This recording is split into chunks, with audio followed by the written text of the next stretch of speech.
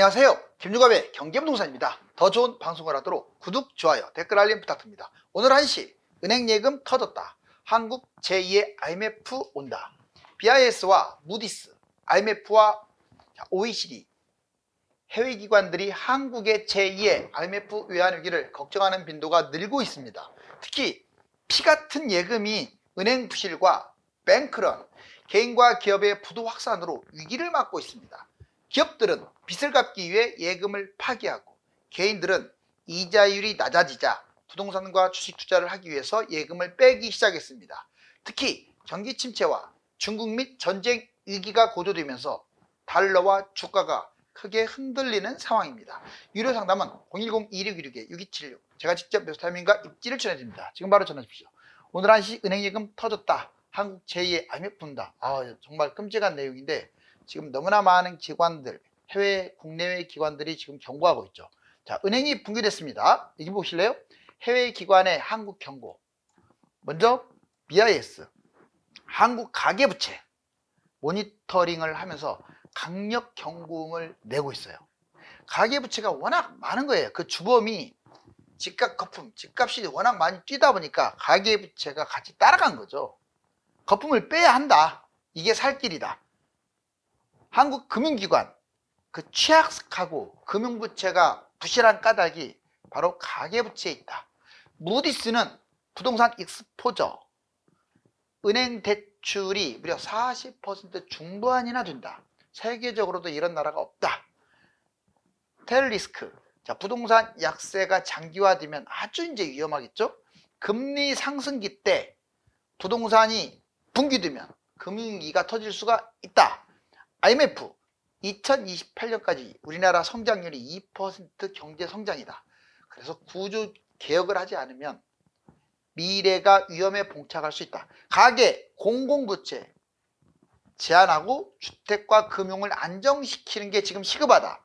주택의 거품과 대출, 장기간 고금리로 들어갈 걸 권고한다. 미국이 내렸다고 해서 기준금리를 팍 내리는 것보다 지금 부채가 워낙 많으니까 금리를 조절해라. OECD 장기적으로 어둡다. 출산율, 수요는 급감하고 있다. 은행 대출 관리, 정부는 대출 억제 정책을 써야지 대출을 풀어줘서는 안 된다. 한국의 가장 큰 리스크는 가계부채다. 자, 이렇게 지금 4개 해외 기관들이 말하고 있는데 정부는 지금 계속 대출을 풀어주고 있고 그리고 개인이든 기업이든 계속 부채는 쌓여가고 있고 그렇게 경고를 하고 있는데도 소귀에 경이 끼네요. 자, 예적금 위험 3가지. 시중은행 뭉칫돈이 빠져나간다. 와, 이러면 안 되죠. 뭉칫돈이 빠져나가 버리면 위험하겠죠. 예적금 위험. 먼저 예적금이 부실한 건 맞아요. 위험 요인. 지금 불확실성도 크고 전쟁에다 고금리에다가 위험 징조. 민간도 자꾸 부도가 나고 있어요. 가게나 기업들이. 돈가뭄에 시달리는 곳들 많고 또 심지어는 은행끼리 예금 경쟁을 하고 있어요. 1금융 자기자본 비율, 즉 BIS라고 하는데 이게 1금융권이 15에서 18% 수준밖에 안 돼요. 아주 낮은 건 아니지만 아주 안전한 수준도 아니죠. 위험 요인 3가지. 자, 은행 부실, 민간 연체, PF 대출 연체. 지금 은행 부실이 제일 심각한 게 가장 큰 거예요. 2번째는 뱅크런. 이미 2금융권의 새마을금고 터진 적이 있죠. 언제 터질지 모릅니다. 예적금 문제 발생. 단기간에 부도가 나버릴 수 있어요. 멀쩡한 1금융권도 부도가 나버릴 수 있다고요. 이게 확산되면 부도 확산이 현재 개인 기업 중심으로 특히 기업들 중심으로 건설사 중심으로 부도가 나고 있는데 이게 언제 2금융권으로 연쇄부도가 터질지 모릅니다. 이 3가지 은행 부실, 뱅크런, 부도 확산. 자, 예적금 해결 방안. 여러분들이 예적금 띠끼지 않으려면 안전한 은행, 가장 안전한 게 우리나라에서 우체국입니다. 얼마를 저축하든지 다 보장돼요. 그리고 1금융권, 5대 은행 있죠. 1금융권. 그쪽으로 예치를 하는 게 가장 안전하고 2금융권은 5천만 원 넘기지 마세요. 물론 이제 1억까지 보장한다는데 일단 기간이 안 됐으니까 5천만 원까지 보장 받는 데까지만 넣으시라고요. 다만 이제 만기가 좀 남았다 그러면 지금 바꾸지 말고 손해보잖아요. 이자를 1년이 남았든 얼마가 남았든 만기 때까지는 가도 될 것 같아요. 결국 만기가 되면 초심을 잃지 말고 안전한 은행으로 분산 투자하자. 자, 예적금을 깨는 율이 높답니다. 얼마나 흔들흔들하면 예적금을 깰까요? 위기엔 돈부터 빠진답니다. 은행권 조달, 쏠림, 리스크 관리 강화. 자, 예금을 파기한다. 먼저 기업들이 정기여금을 해지해가지고 빚을 갚는데요. 기업들의 빚이 많아요. 빚이 이자가 더 세니까 빨리 갚아버리는 거예요. 개인들은 은행이 또 불안하고 요즘 부동산이다 주식이다 이게 좀 올라간다고 하니까 그쪽으로 가기 위해서 파기하는 경우도 있고 원금 손실하면서 파기하는 경우도 나와요. 근데 이건 권하고 싶지는 않아요. 당장 뭐 저축은행이 무너지거나 뭐 상호조합이 무너지거나 새마을금고가 터진다라고는 할 수 없으니까 자본 유출, 돈이 빠져나가고 있어요. 달러가 강세가 되면 자, 한미 기준 금리 격차도 지금 세잖아요. 이래서 돈이 해외로 빠져나가는데 다행히 주식 지금 주가가 실적은 부진하지만 예전처럼 외국인 자본이 막 빠져나가진 않아요. 자, 지금 외국인들이 순매수하는 율이 조금씩 높아지고는 있어요. 그렇지만 큰 틀에서는 다른 나라보다 우리나라의 자본이 많이 유출된 건 사실이에요. 한국과 미국의 국채 금리 차이도 문제죠. 자, 이제 연체 위기, 저축은행 새마을, 그다음에 상호조합 어떻습니까? 연체율이 상당히 높아요. 지금 저축은행 거의 11%, 새마을금고 거의 7%, 상호조합 8% 정말로 높습니다. 지방은행, 여신, 증권사, 캐피탈, 증권사는 17%까지 지금 연체가 있고요. 캐피탈이라든가 여신 이런 데도 상당히 높습니다. 개인 기업 연체 증가, 개인이든 기업이든 취약계층의 연체가 증가하고 있어요. 바로 이 연체, 마지막으로 뱅크런, 남양주 뱅크런 사건이 아주 충격을 줬는데 언제 또 터질지 모르죠. 그래서 이금융권 중심으로 PF 관련 제2뱅크런 가능성도 높습니다. 해외은행이 연쇄 파산한 것도 한번 일어났었잖아요. 그래서 한국은행이 자, 이런 거에 대비해서 금감원이랑 같이 지금 장치를 마련하고 있어요. 결론적으로 예금 파기, 유출, 연체율, 뱅크런 이런 것들이 은행 예금을 좀먹고 있습니다. 근데 근본적으로 보면 이 달러가 문제예요. 달러 값이 더 뛰면 제2의 아시아 외환위기, 우리 1997년이 제1의 아시아 외환위기였는데 이제 IMF 외환위기가 달러 좀 더 뛰면 위험하다 이거죠. 자, 달러 강세, 달러와 강세, 세계 물가가 올라가게 되고요. 가장 취약한 아시아가 위기를 맞을 가능성이 큽니다. 여기에 경쟁적 자국 통화 가치 절하, 지금 중국과 일본이 자꾸 자기 살 갉아먹을지 수출 경쟁력을 높이려고 지금 위안화라든가 엔화의 평가 절하. 그렇지만 일본 같은 경우는 금리가 올라가는 바람에 지금 화폐 가치가 쑥 올라가고 있어요. 1997년 외환위기 당했던 나라들, 우리나라도 여기에 해당되는데 여기에다가 이제 앞으로 터지면 중국, 일본, 대만, 인도 이런 나라들이 껴들어가니까 정말 엄청난 폭풍이 발생할 수 있어요. 미국은 긴축 정책을 지금 아직도 완전히 풀지 않았어요. 미국의 긴축 정책이 바로 아시아 국가라든가 개발도상국가라든가 신흥국이라든가 일부 선진국들을 나락으로 빠뜨리는 거예요. 고금리 유지하고 달러가 강세니 버티지를 못하죠. 자본 유출도 심각하죠. 이러다 보니 한중일, 인니, 말레이시아, 태국은 이미 돈이 많이 빠져나간 상황이에요. 외환보유고가 아무리 늘어나더라도요. 경제 규모가 커졌기 때문에 오히려 더 IMF만큼 위험하다 이 말이죠. 민간부채, 자 가계부채가 경제위기 취약한 계층에서 계속 발발하고 있는데 지금 최근에 5, 6, 7 계속 늘어나고 있어요. 가계부채, 기업부채 실적은 없으면서 연체율이 자꾸 증가하고 건설업, 부동산업을 기준으로 중소기업들이 계속 부도나고 있습니다. 악성부채, 즉 단기간 갚거나 이자율이 진짜 고이자율인 경우 이거를 갚아야 하는데 이거 못 갚으면 이제 부도나는 거죠. 이게 많다 이거죠. 자, 이제 1997년 IMF 이후에 달러와 코스피 지수를 한번 볼까요? 오, 여기 2000까지 갔어요. 거의 2000 언저리까지 1997년에. 원래 여러분들 아세요? 7, 800에서 놀았어요. 자, 즉 우리가 지금 IMF 있죠. IMF 이전 약 2000년 전까지는 1달러당 1000을 별로 안 넘겼다고요. 그냥 700에서 800이 정상이었어요. 그 이전은. 그런데 IMF 때 2000까지 치고 가다가 뚝 떨어졌지만 이때부터 1000이 넘어간 거예요. 이때부터 1000이. 어느 순간부터 1000이 이제 고착화 돼버렸어요. 그러다가 1000에서 1100 왔다 갔다 하다가 이제 또 코로나가 터지고 난 다음에 또 미국발 금융위기랑 코로나가 연쇄적으로 터지면서 이제는 뭐 1300이 또 고차가 되려고 하네요. 지금 1400에서 오래 놀고 있잖아요. 보시면 닷컴버블 여기 IMF 때 2000 닷컴버블 때도 거의 1300, 400 글로벌 금융위기 때 1580, 1600 근처까지 왔어요. 코로나 때 여러분들 1450 거의 1500 근처까지 간 거 아시죠? 근데 최근에 보세요. 이게 지금 1400 언저리까지 가는데 옛날에 닷컴 버블하고 거의 비슷해요. 오히려 지금이 높아요. 닷컴 버블 때보다.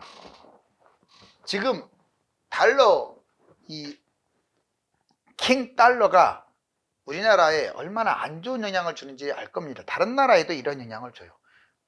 만약 여기서 뭐가 터지게 되면 또 쭉 올라가겠죠.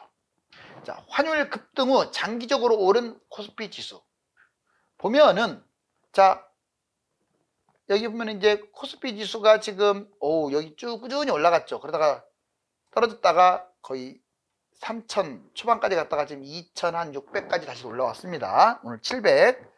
자, 그런데 그거 못지않게 달러 뛴 거 보세요. 달러도 계속 올라가고 있잖아요. 그렇죠? 지금 달러 강세와 코스피 강세가 같이 이어지고 있어요. IMF 한국 제2의 경제위기라고 아예 노골적으로 말하고 있는데 IMF 금융위기에 이어서 또 다른 경제위기가 올 수가 있다고 경고했죠.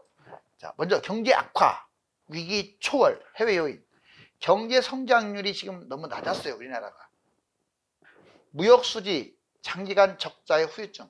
물론 지금은 이제 플러스로 전환됐죠.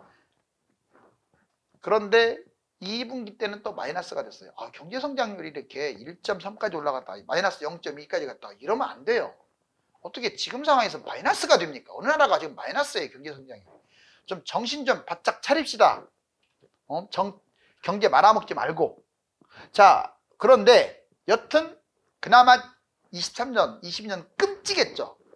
그렇게까지 역사상 최대 무역 적자를 기록하고 경상수지 적자, 무역수지 적자 아주 심각했는데 그나마 올해 들어와서 거의 살아났는데 안타까운 것은 2분기 때 별로 안 좋았다고 그래요. 3분기 때 빨리 좋아져야죠. 여튼 이래요.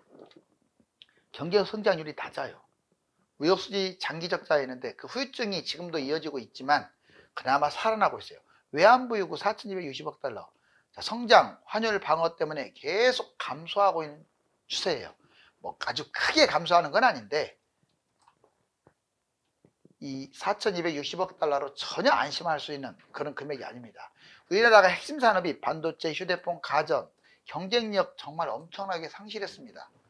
이제 AI, 바이오, 반도체 좀 제발 좀 미래 전기차까지 해서 미래를 이끄는 이 산업들이 선두로 치고 갔으면 좋겠어요.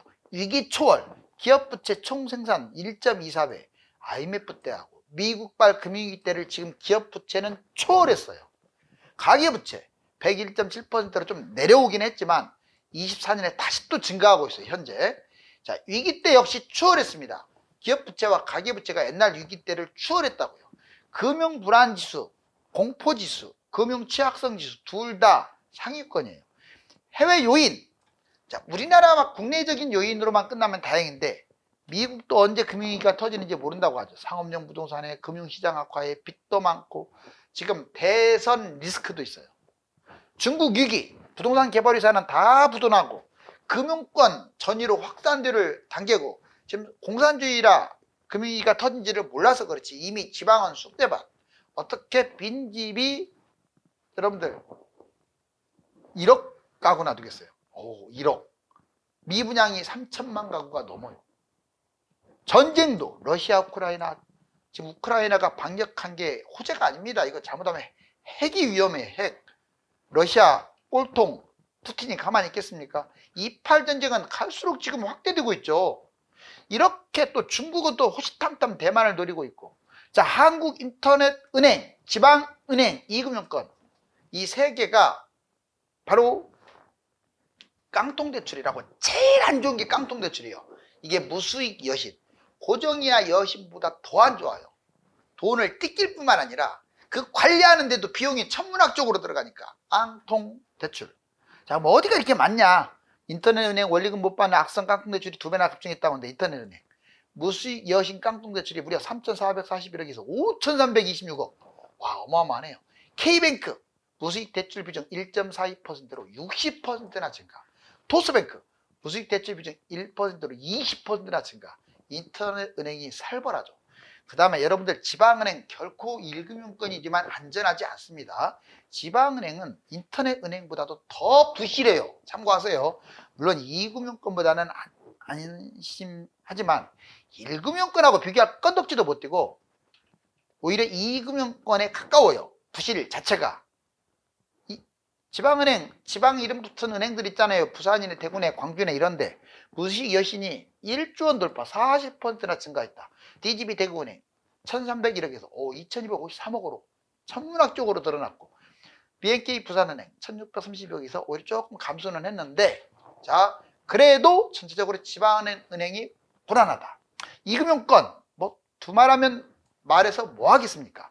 저축은행 깡통대출 2조, 조 단위죠. 이제 아주 제가 보기에는 저축은행 지점별로 좀 조심 좀 해야겠어요. 2조 9천억 원, 35.7% 증가, 새마은 거 23년 대출 56조, 연체율 9.24, 어마어마합니다. 상호금융 연체율이 7%에 육박하면서 신협, 특히 상호금융, 농협, 신협, 수협, 산림조합에서 신협이 제일 문제죠. 자, 이제 세계 3대 위기 동시 폭발. 지금 제일 걱정되는 것은 바로 미국의 리스크, 중국의 리스크, 그 다음에 전쟁의 리스크, 이 세 가지인데, 이게 조금만 심화되면 우리나라 내부에 있는 이 위기 요인이 커져버려요. 커져버린다고. 그리고 얘가 직접적으로 왔을 때는 뻥 하고 터져버린단 말이에요. 우리나라 국내보다는 해외에서 경제 위기가 터질 가능성이 큰데 한번 보자고요. 아래 공포라고 해서 세계 경제 덮친 아래 공포, 중동 불안, 우리 대응 이상 없나. 얼마 전에 니케이 지수 12% 폭락, 우리나라 그리고 대만 8% 폭락. 이게 있을 수 있는 일이나요? 어떻게 지수가, 그 국가를 대변하는 지수가 12% 폭락하고 8% 폭락하고, 금융위기 때도 하루 만에 그렇게 폭락한 적은 단 한 번도 없었어요. 이거는 뭔가 찜찜합니다. 지금 주가 올라가고 있는데 이게 중요한 게 아니에요. 자, 그냥 미국이 침체됐다는 이유 하나만으로 그렇다고 엄청난 사건 터진 것도 아닌데 그냥 그렇게 우수수수 무너져 버리잖아요. 그거 가지고 경각심도 가져야 돼요, 여러분들이. 아니, 말이 그렇지. 8%, 12% 몇 달 동안 쌓아가지고 올라갈 걸 하루 만에 그냥 추락하고 있는데 괜히 추락할까요? 바보 천치입니까? 그것도 사이드카를 발령 안 했으면 더 떨어졌을 거예요. 아래 공포, 미국발 아래 공포, 경기 침체죠. 고금리 장기화. 그리고 금리 인하 타이밍도 잃었고 연속 빅스텝. 아마 근데 또 정신 못 차리고 있죠. 파월이 또 0.25 스몰 스텝으로, 자, B컷이라고 하죠. 스몰컷으로도 가려고 하는 생각을 갖고 있어요.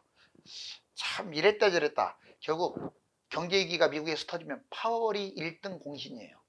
미국발 거품, 오적, 주가, 부동산, 채권, 달러, 암호, 미국의 이 거품 덩어리들입니다. 미국 좋아하지 마세요. 미국은 거품으로 쌓은 나라예요. 중국 위기, 성장률 4.7%, 제조업 49.4, 제조업이 50m로 떨어졌고, 실업률, 청년 실업률 20%, 어떻게 실업률이 5%나 돼요. 경기 침체, 디플레이션에 이미 진입했고 성장 동력을 완전히 상실, 부동산 개발회사는 부도났고 지방정부 부채는 심각. 결국 중국은 당분간 지금 헤매게 마련이에요. 중국은 지금 경제위기 터져도 할 말이 없어요. 중동전쟁, 자, 이전쟁, 이란이 보복하고 이스라엘은 선제 공격하고 지금 아주 심각합니다. 러우 전쟁, 우크라이나가 러시아를 침공한 건 잘한 건데 그것이 오히려 핵에 빌미를 줄 수도 있어요. 그러니까 관심을 정말 가져야 합니다. 혹시라도 조그만 핵이라도 쐈다 하는 순간 전 세계의 주가는 30% 폭락할 수도 있어요. 하루에. 분명히 경고했어요. 가능성이 지금 상당히 높아져 버렸어요. 우크라이나가 러시아를 공격하는 바람에. 푸틴은 정신병자예요. 그 사람 말 한마디로 움직입니다. 김정은이 정신병자고 시진핑이 정신병자듯이 공산주의 국가는요 아주 몰지각한 사상가들이 정권을 잡으니까 그게 문제예요. 얼마나 정말 나쁜 인간들입니까? 공산주의 다 같이 잘 살자고 해놓고 지들 배때기만 불리잖아요. 오히려 자본주의보다도 더 포악하잖아요. 잘 살자고 해놓고 공산당만 잘 살아요. 그게 뭐 사상입니까? 중동 전쟁. 자, 아무튼 지정학적 리스크, 중국, 대만, 한국, 북한 이것도 지금 불거지고 있죠. 예적금 대처 방법. 결국 예적금은 만기 찾자. 다만 만기 때는 제발 갈아타세요. 자, 부실 위험 인식을 하자. 아, 지금 언제 터질지 모르는구나. 1금융권 5대 은행은 상대적으로 안전하다. 2금융권은 5천만 원 이상 하지 말고 분산시키자. 법인이 다른 곳으로 분산시키면 10곳 하면 다 안전해요. 우체국은 전액 보장한다. 새마을, 단위농협, 저축은행 이런 데는 좀 신경 좀 쓰자. 자, 이제 2억으로 돈 굴리는 방법 3가지. 2억 가지고 돈을 굴릴 수 있을까요? 이제는 1억이었는데 벌써 올랐어요. 2억으로. 집값이 계속 뛰고 있고 그러니까 그래요. 아파트 갭 투자. 여러분들 서울에 외곽 지금이라도 서울 외곽 나쁘다고 보면 안 돼요. 저는 항상 이주의예요. 같은 금액대의 서울 외곽은 경기도의 중심을 압도합니다. 경기도나 지방의 중심 지역 있잖아요. 중심 지역. 거기를 서울 외곽이 압도한다고. 왜? 서울이니까요. 서울 외곽 무시하지 마세요. 노도광이네 뭐 금강구라고 해가지고. 실제로 데이터 보면 압도했습니다. 앞으로 미래는 역전 더 크게 벌어질 거예요. 1기 신도시 돈이 모자라면 이제 1기 신도시 해야죠. 1억대 정도 있는 분들. 3본, 중동, 일산. 자, 3기 신도시 소형, 평형, 분양 쪽에 좀 관심을 많이 가져야겠죠. 2억이면 입주시 갭 투자하면 돼요. 돈이 모자라면. 서울은 재개발 빌라를 추천합니다. 재개발과 관련됐어요. 자, 서울 10년 내외 재개발 가능한 빌라 갭 투자. GTX 신속통합, 모아타운, 대규모 빌라. 이제 여기도 웬만하면 모아타운이나 신속통합은 한강라인이나 좀 강남권이나 좋은 곳도 가격이 싸니까 그런 데로 하세요. 그냥 완전한 뉴타운이나 재개발은 뭐 외곽도 상관은 없어요. 그리고 500세대 이상 추진이 조합 진행되는 곳들. 자, 그 다음에 우량 주식. 주식은 뭐 몇 억, 2억 필요 없어요. 5천만 원이든 3천만 원이든 이거 하세요. 삼성전자, 현대차, 그리고 코스피 추종하는 펀드, 그리고 상승장에 돈을 먹는 코덱스 200, ETF 코덱스 200 또는 코덱스 레버리지. 이거 삼선 자산 증권사에서 하고 있죠. 자, 이제 오늘 한식은행예금 터졌다. 자, 지금 달러 강세로 세종대왕이 울고 있는데 제발 우리나라가 좀 안정화됐으면 좋겠습니다. 지금 부동산과 주식이 오른다고 해서 미래의 안전을 보장하지는 않습니다. 아직 경제 위기의 가능성은 낮지만 투자 중에도 바짝 신경 써야 합니다. 감사합니다.